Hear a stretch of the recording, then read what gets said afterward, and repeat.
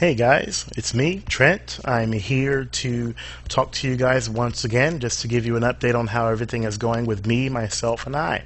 Before I get started, I know that there is one big difference in this video compared to the rest of them, and that's the brand new mic'd headset that I've decided to buy for myself. The headset that I decided to go with is made by Logitech, and it's the USB headset Model 350, and it runs for about 40 bucks. I'm going to be wearing this for all of my future videos, and if you guys like it, great. If you don't like it, tough crap. The first thing that I'm going to talk about is my ECPI adventure. The last video that I left with you guys was all about me taking the entrance exam and talking about how I passed it and how everything was great. Well, it's official. I'm going to show you guys that I have the acceptance letter from ECPI. Dear Trenton, we are pleased to announce that your application for admission to the ECPI College of Technology has been accepted.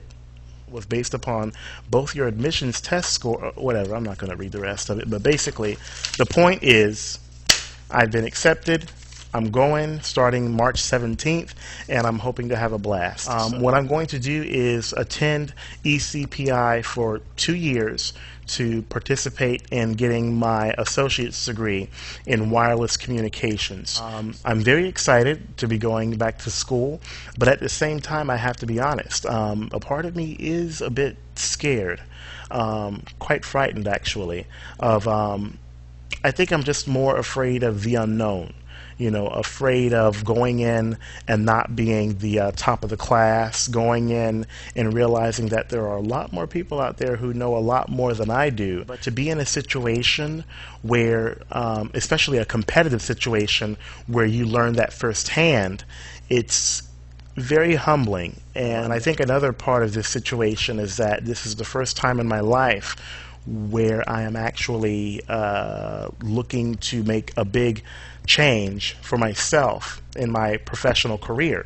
You know, I've been stuck for 5 years as a filing detail clerk for an insurance company, and I became complacent. You know, even if you don't like the job that much, as long as it pays the bills and helps you keep your head above water, you pretty much I pretty much found myself not really caring. So I'm just going to keep my fingers crossed, hope for the best, and look forward to March 17th. I am about to turn 27 come March 2nd, and I figured that if there was any time to make a life change in this magnitude, now would be the perfect time, because I have avoided school for way too long, and it was just meant to happen.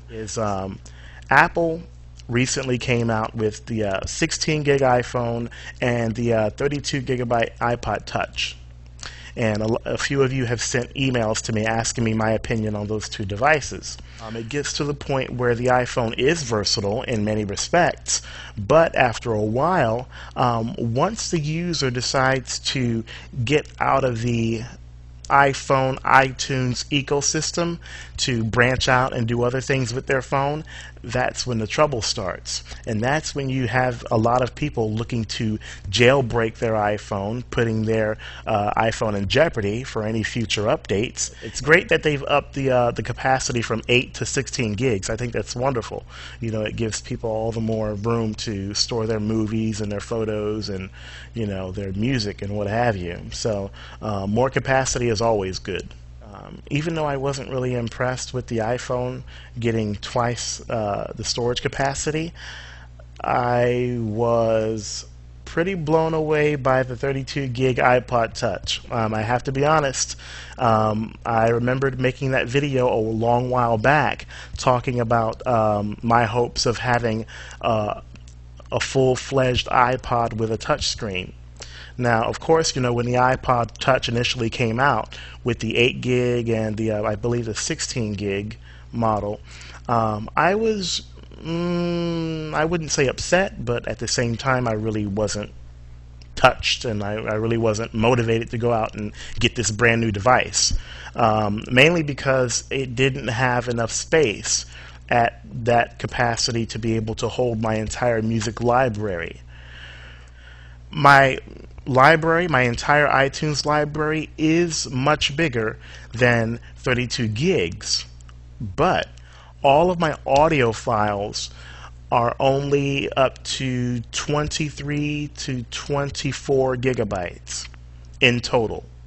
So I have to say that if I want to use my iPod Touch only as a music device, a music player, then it's pretty much a viable alternative at this point for me, being that the 32 gig would be more than enough to hold my audio files from my iTunes library. So that I'm not going to rule out the 32 gig iPod Touch at all, not at any time soon.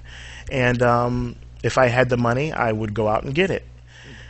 As I am pretty much, very interested in getting it, I can't because of my financial situation. Yes, I'm still living off of my checking account. Everything is going well. I'm keeping my head above water. I'm getting all my bills paid. Still living off of, $40 and trying to stretch it for 2 weeks. But with that said, there's pretty much no possible way for me to get this 32 gigabyte iPod Touch unless I am to spend a good long while in saving some chump change for a few months. $500 is not as easy to come by when you don't have a credit card. So, the 32 gigabyte iPod Touch, I'm a little bit interested in it to hold my entire audio library, but at the same time, I know that I just can't afford it. So, MacBook Air. I'm going to reiterate what I mentioned in the first video, that the MacBook Air, it's gorgeous, but at the same time, for me personally, it's utterly useless. I cannot figure out how to justify spending that amount of money for a laptop model that just happens to be thinner. If it were a true UMPC, an ultra mobile, personal computer, I would expect for not only for the device to be thin, but to also for it to have a smaller footprint, and everybody knows what the limitations are, no optical drive, no user replaceable battery, yada yada yada, whatever. But the fact that you have these sacrifices called upon to make this laptop thin, and then along with the fact that the footprint is not really compact, I find it quite strange that they would be asking such a high price for such a limited device. That doesn't make any sense to me. Now, if it were compact, as I said before, I could kind of see, where they were coming from, because you're paying for the miniaturization, But in this case, if it's the same size as the MacBook and you're getting more for your money, with an actual laptop, I think most people are going to end up going for the MacBook instead of the MacBook Air. And one more thing too is that as time goes on and I continue living through my checking account, I am realizing that my whole outlook on spending money has changed drastically. In that respect, instead of spending $100 or $70 for another pair of headphones, I ended up spending $30 for an iPod case holder that I actually needed. Say that I am thinking a bit more responsibly when it comes to spending my money, and it's a good feeling. It can be a bit depressing at times, that I can't go out and just buy whatever, but I have to say that paying down my debt is helping me to be a little bit more mature about my financial decisions, and it's a good thing, So I'm growing up. I'm becoming a man. On that note, I will talk with you guys later, and you take care. Bye.